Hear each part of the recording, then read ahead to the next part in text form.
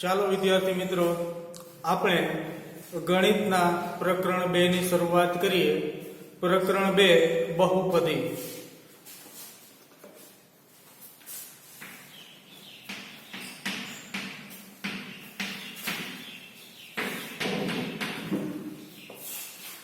જેનું બોર્ડની પરીક્ષામાં જેનો ગુણભાર છે 6, જેમાંથી વિભાગ 1 માં એક વૈકલ્પિક પ્રશ્ન એટલે કે એમસીક્યુ, ત્યારબાદ વિભાગ બી માં 2 માર્ક્સનો એક દાખલો અને વિભાગ બી માં 3 માર્ક્સનો એક દાખલો. આમ આ પ્રકરણ 6 માર્ક્સનું બોર્ડની પરીક્ષામાં પૂછાશે. ધોરણ 9 માં આપણે આ પ્રકરણ વિશે મૂળભૂત રીતે બધી વાત શીખી ગયા છીએ, જેમાં p ઓફ x માં x ની મહત્તમ ઘાતાંકને બહુપદીની ઘાત કહે છે. દાખલા તરીકે p ઓફ x બરાબર ax plus b માં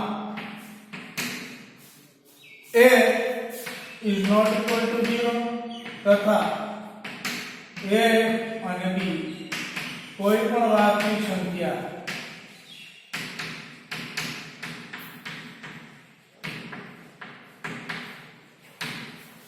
હોય તો p of x બરાબર ax plus b ને સુરેખ બહુપદી કહે છે. જો આમાં x ની ઘાત 1 છે, a is not equal to 0 એટલે કે a શૂન્ય સિવાયની કોઈ પણ વાસ્તવિક સંખ્યા છે, જ્યારે b કોઈ પણ વાસ્તવિક સંખ્યા છે. b શૂન્ય હોય તો પણ ચાલે, ઋણ સંખ્યા હોય તો પણ ચાલે અને ધન સંખ્યા હોય તો પણ ચાલે. તેવી જ રીતે p of x બરાબર ax વર્ગ વત્તા bx વત્તા c માં a is not equal to 0 તથા a b અને c કોઈ પણ વાસ્તવિક સંખ્યા હોય તો p of x ને દ્વિઘાત બહુપદી કહે છે. એવી જ રીતે p of x બરાબર ax ઘન વત્તા bx વર્ગ વત્તા cx વત્તા d માં a is not equal to 0 તથા a b c d કોઈ પણ વાસ્તવિક સંખ્યા હોય તો p of x ને ત્રિઘાત બહુપદી કહે છે. સુરેખ, દ્વિઘાત, ત્રિઘાત. સુરેખ બહુપદીને આપણે એકઘાત બહુપદી તરીકે પણ ઓળખીએ છીએ. આનો આપણે ધોરણ 9 ની અંદર અભ્યાસ કરેલો છે. હવે વ્યવસ્થિત ક્રમિક સુરેખ, દ્વિઘાત અને ત્રિઘાતની વાત કરીએ.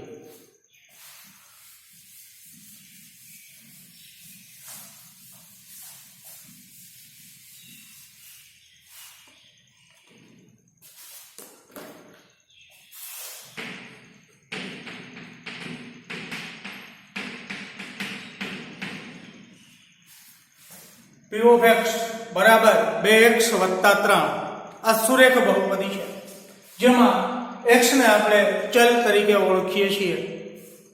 ચલ જુદી જુદી કિંમતો ધારણ કરે તેને ચલ કહીએ. તેવી જ રીતે ચલની જુદી જુદી કિંમતો મૂકીએ તો આપણને બહુપદીના અલગ અલગ મૂલ્યો મળે.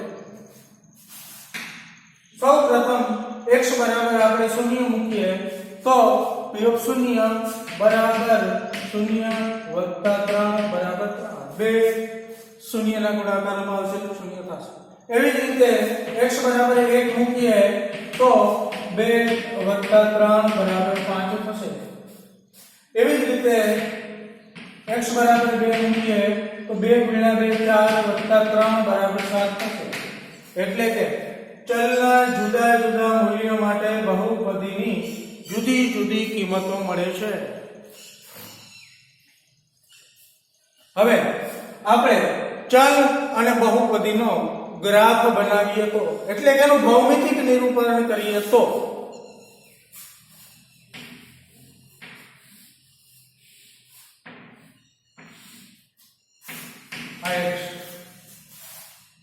અને x ના જુદા જુદા મૂલ્ય માટે p ઓફ x ના મૂલ્ય x નું મૂલ્ય શૂન્ય મૂકીએ છીએ ત્યારે p ઓફ 0 3 મળે છે. એવી જ રીતે x નું મૂલ્ય 1 મૂકીએ છીએ તો બહુપદીનું 5 મળે છે. એવી જ રીતે x નું મૂલ્ય આપણે 2 મૂકીએ તો બહુપદીનું મૂલ્ય 7 મળે છે. હવે આનો આપણે આલેખ બનાવવો છે એટલે કે ભૌમિતિક નિરૂપણ કરવું છે.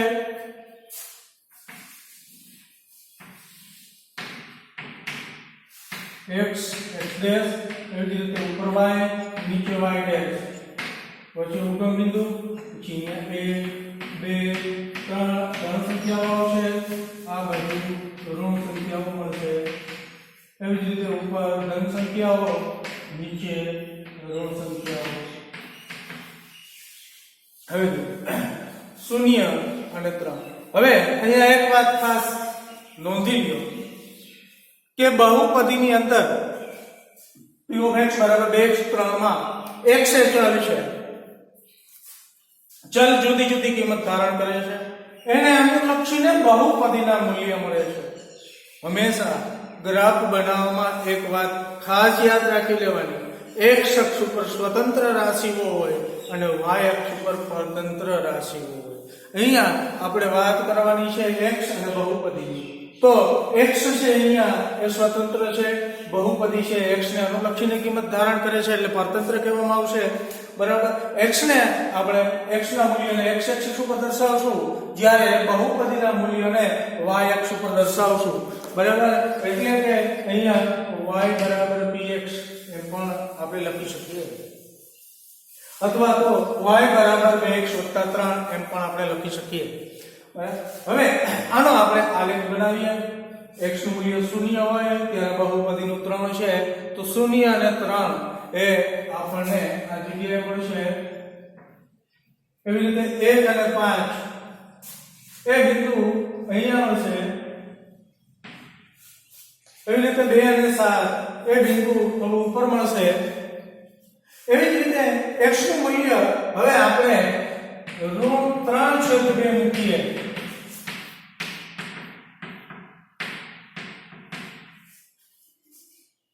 તો બહુપદીનું મૂલ્ય આપણને 0 મળશે.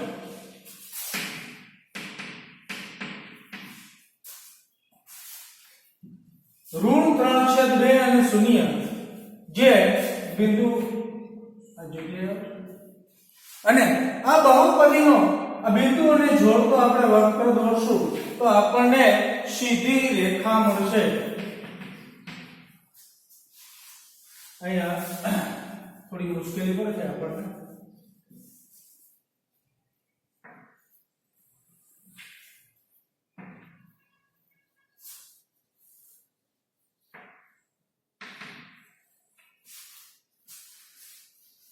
જો અહીંયા આ રેખા છે.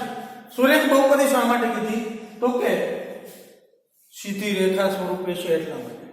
હવે સુરેખા છે એ y x ને ક્યાં છેદે છે? √3/2 માં છેદે છે. એનો મતલબ શું થયો તો કે √3/2 આ બહુપદીનું 0 થયું.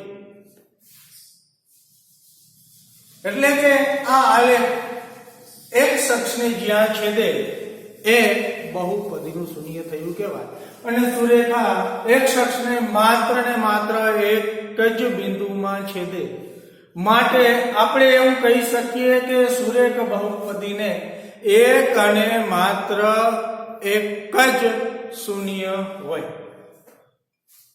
સમજ પડી શું વાત કરી કે જે બિંદુમાં છેદે બહુપદીનું 0 કહેવાય. કયા બિંદુમાં છેદે છે? √3/2 બિંદુમાં છેદે છે માટે √3/2 એ બહુપદીનું 0 કહેવાય. એટલે સુરેખ બહુપદીને યાદ રાખો એક અને માત્ર એક જ 0 હોય કારણ કે સુરેખા એક અક્ષને એક જ બિંદુમાં છેદે છેદે. કારણ કે કોઈ પણ યામ સમતલમાં આપણે રેખા દોરશું તો એક અક્ષને એક બિંદુમાં છેદશે જ કારણ કે રેખા બંને તરફ અનંત સુધી વિસ્તરેલી હોય. ચાલો આ વાત આપણે કહી સુરેખ બહુપદીની એટલે કે એક ઘાત બહુપદીની ફરીવાર વાત કરીએ p of x બરાબર x વત્તા b એ સુરેખ બહુપદીનું વ્યાપક સ્વરૂપ છે જ્યાં યાદ રાખો a શૂન્ય સિવાયની કોઈ પણ વાસ્તવિક સંખ્યા અને b કોઈ પણ વાસ્તવિક સંખ્યાને સુરેખ બહુપદી કહે છે.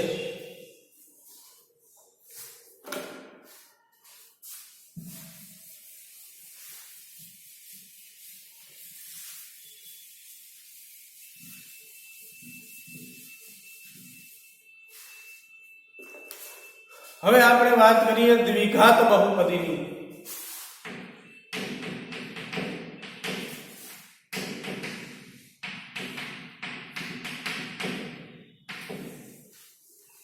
x વર્ગ વત્તા 2x વત્તા 1 આ દ્વિઘાત બહુપદી છે જેમાં x ની આપણે જુદી જુદી કિંમતો મૂકશું તો આપણને બહુપદીની અલગ અલગ કિંમતો મળશે.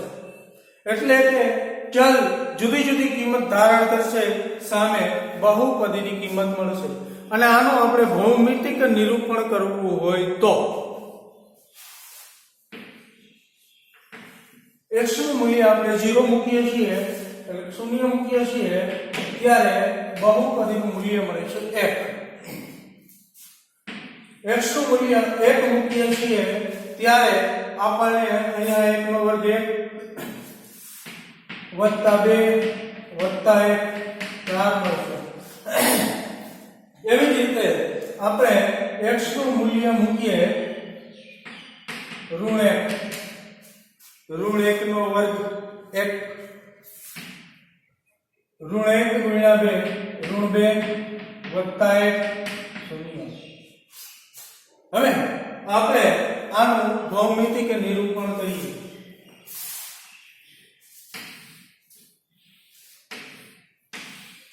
આ x અહીંયા y બરાબર px x નું મૂલ્ય 0 ત્યારે બહુપદીનું મૂલ્ય 1 x નું મૂલ્ય 1 તો બહુપદીનું 4 અને x નું ઋણ 1 તો બહુપદીનું 0.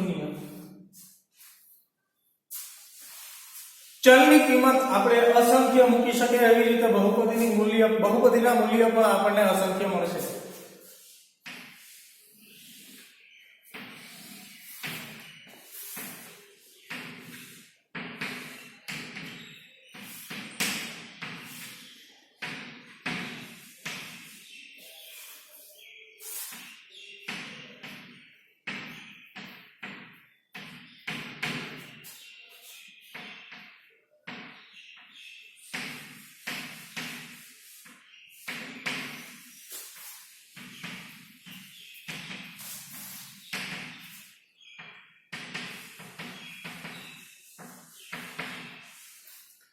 ચાલો x શૂન્ય બહુપદી 1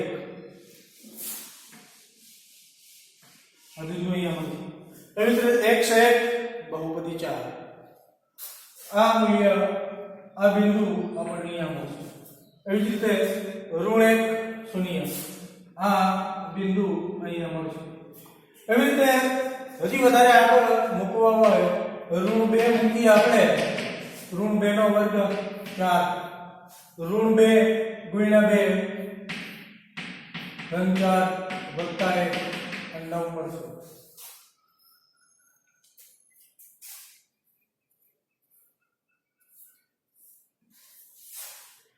ઋણ 4 અહીંયા સોરી ઋણ 4 હશે. ઋણ 2 નો વર્ગ 4 ઋણ 2 ગુણ્યા 2 ઋણ 4 વત્તા 1 એટલે 1 મળશે. ઋણ 2 માટે 1 મળશે. ઋણ 2 અને 1 આ બિંદુ આપણને અહીંયા મળશે. હવે આ બધા જ બિંદુઓને આપણે જોડીએ કઈ રીતે જોડવાના છે? સ્કેલનો ઉપયોગ કરવાનો નથી.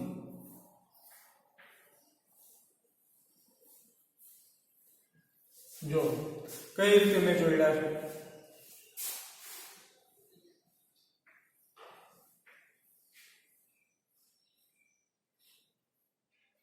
અને અહીંયા તીરની નિશાની મૂકી દેવાની, કારણ કે એ અસંખ્ય કિંમતો મળવાની છે એટલે ઉપર સુધી અનંત સુધી જશે. અને આ ક્યારેય y અક્ષને સમાંતર નથી કરવાની, બરાબર. આ જે મેળો એ પરવલય મેળો, એટલે દ્વિઘાત બહુપદીનો જે આલેખ છે, બરાબર, એ પરવલય આકાર થયો. હવે અહીંયા આપણે જોશું તો આ પરવલય છે x અક્ષને કેટલા બિંદુમાં છેદે છે? એક બિંદુમાં છેદે છે. એટલે આ દ્વિઘાત બહુપદીને એક શૂન્ય છે.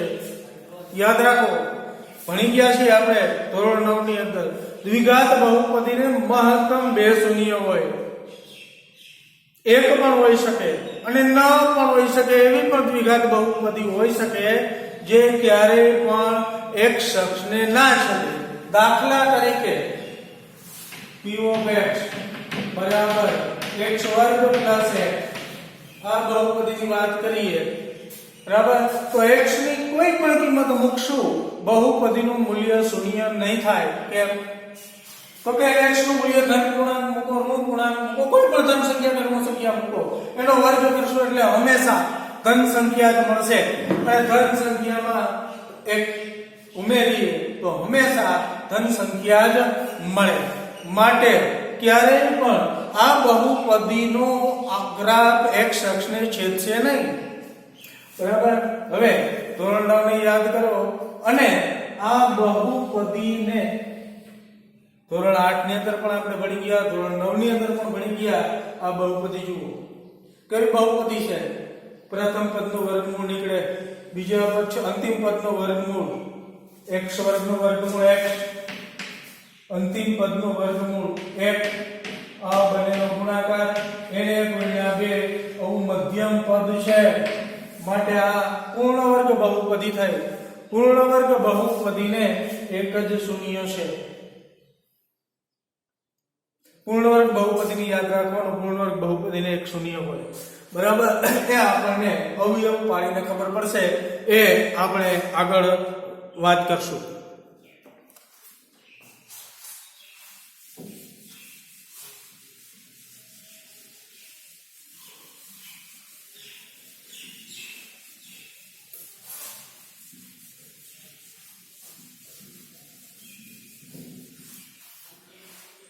આ જ રીતે ઘણી બધી બહુપદી એવી પણ મળશે કે જેને બે શૂન્ય મળશે. બે શૂન્ય મળશે તો એ બહુપદીનો જે પરવલય છે એક અક્ષને બે બિંદુમાં છેદશે, બરાબર. અને જે મેં આપણે વાત કરી કે x વર્ગ વત્તા 1, એ બહુપદી x અક્ષને એક પણ બિંદુમાં છેદશે નહીં. હવે આપણે એવી જ રીતે ત્રિઘાત બહુપદીની વાત કરીએ.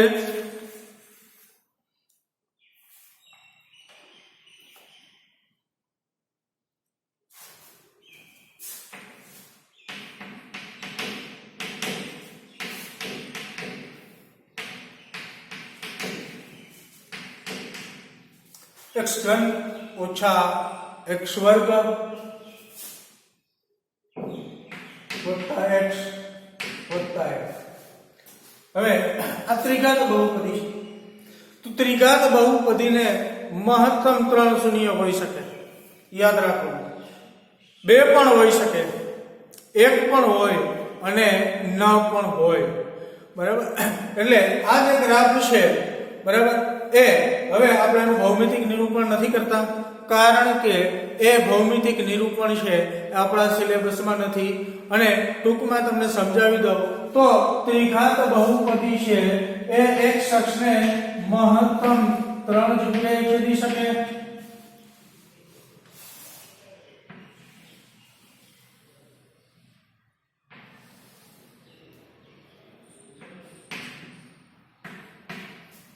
જો આ એક, બે અને આ 3. અને ઘણી વખત એવું પણ બનશે કે 2 જગ્યાએ છેદશે, ઘણી વખત એવું પણ બનશે 1 જગ્યાએ છેદશે, અને ઘણી વખત એવું પણ બનશે ક્યારેય નહીં પણ છેદે.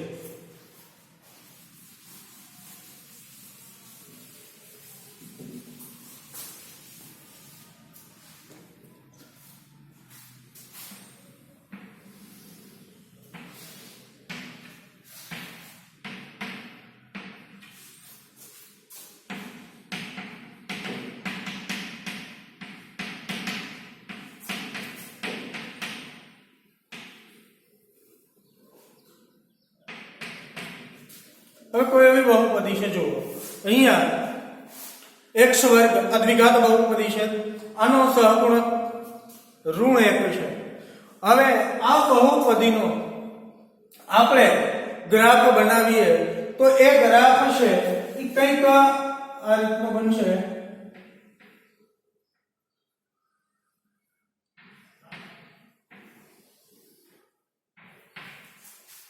જો આપણે જે ભણ્યા હતા x વત્તા 2x વત્તા 1 નો ગ્રાફ બનાવ્યો હતો એ ઉપર તરફ ખુલ્લો ભાગ હતો. આ બહુપદીનો જે ગ્રાફ છે એ નીચે તરફ ખુલ્લો છે, એટલે યાદ રાખવાનું એ ગ્રેટર ધેન 0 તો પરવળે ઉપરની તરફ ખુલ્લો એટલે કે x તરફ ખુલ્લો મળે, અહીંયા સોરી y તરફ ખુલ્લો મળે. એવી રીતે જ્યારે a લેસ ધેન 0 હોય ત્યારે એ y ડેશ તરફ ખુલ્લો મળે. બરાબર, આ વાત યાદ રાખજો.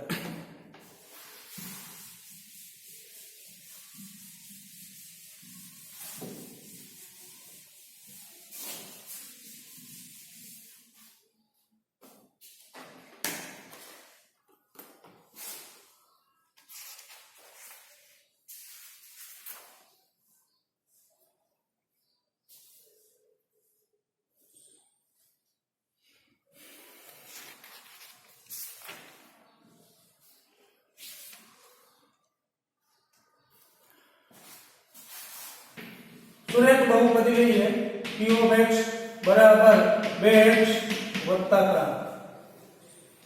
હવે જો અહીંયા આપણે આ બહુપદીનું શૂન્ય મેળવવું હોય તેની બે રીત થઈ. એક આલેખની રીતે આપણને શૂન્ય મળે, પણ આલેખની રીતે શૂન્ય મેળવવામાં મુખ્ય પ્રશ્ન એ છે કે એમાં અલગ અલગ બિંદુઓ લેવા, અલગ અલગ મૂલ્યો લેવા પડે x ના, એને અનુલક્ષીને બહુપદીના મૂલ્ય મળશે અને એવા તો અનંત બિંદુઓની જોડો મળશે અને એ બિંદુઓ ને જો જોડશું આપણે અને પછી જે x અક્ષમાં છેદશે ત્યારે આપણે કહી શકશું કે આ બિંદુ છે, આ બિંદુ છે એ બહુપદીનું શૂન્ય છે. એટલે કે x ના આ મૂલ્ય માટે બહુપદીનું મૂલ્ય શૂન્ય થાય છે. પણ એના કરતા બીજી રીત છે અવયવીકરણની રીત, જે પણ ભણી ગયા છીએ આપણે, એ વધારે સરળ પડે. એટલે બહુપદીના શૂન્ય આપણને બે રીતે મળે, એક આલેખની રીતે અને બીજું અવયવની રીતે. હવે અવયવની રીતે આપણે શૂન્ય મેળવવા માટે શું કરવું?